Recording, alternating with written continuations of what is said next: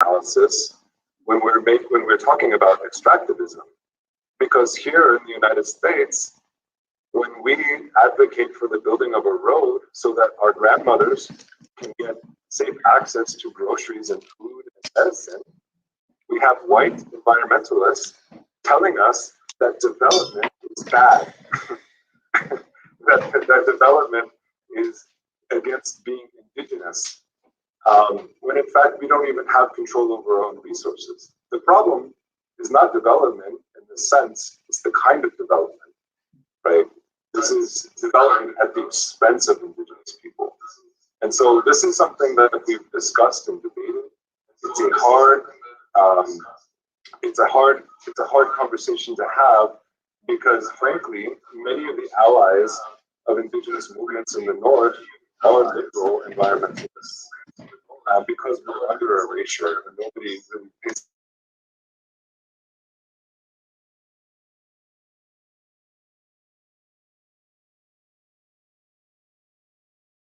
these issues, because we have a unique position.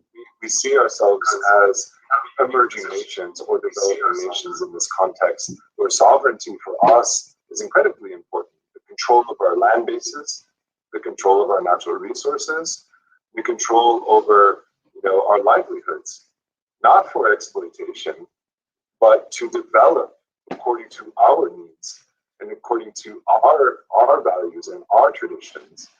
And so when we think about eco-socialism, decolonization, ecofeminism, what we talk about is thinking how we as indigenous people have developed a culture that was based on a non-capitalist way of living.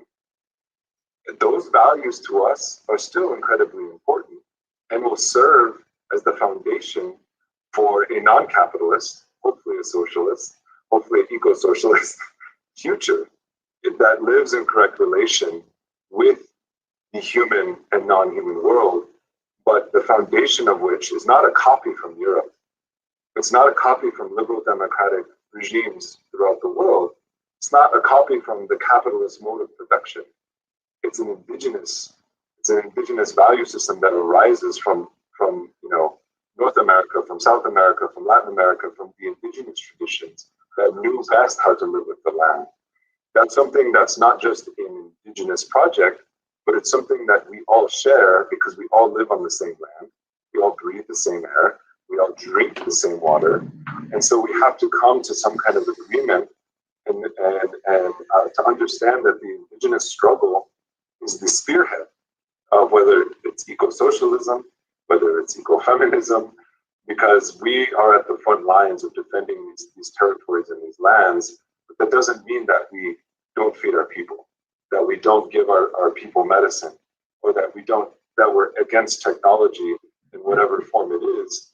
But as long as it benefits not just our social well-being, but also without being coercive towards the natural world. And that's something, as we say in our language, in our way of being, to be a good relative. That's what we strive to be in our lives, in our short time on this planet, is to be good relatives to the people who live here, the animals and the beings that live here now, but also it's temporal, to be good relatives to the past ancestors who fought for us to be here. But more importantly, to be good relatives and good ancestors to the future generations who will inherit this planet and inherit whatever good or bad decisions we make here and now. So that's kind of the perspective that I would offer, but understanding that it's difficult for indigenous people and social movements in the North to understand the fundamental imperialist relation that their countries have with the rest of the world. The United States is holding back the liberation of the planet, period. Where do we go as movements in the North? How we understand that particular relationship with the rest of the world is by thinking about decolonization within the context of these imperialist nations, and understanding that it's not just about getting benefits for us, but it's also about understanding our freedom is completely contingent upon the freedom of the rest of the world and the rest of the planet. And to me, that's not really a classic left position. That's actually fundamentally an indigenous worldview. That's not just for indigenous people, but it has a universal application.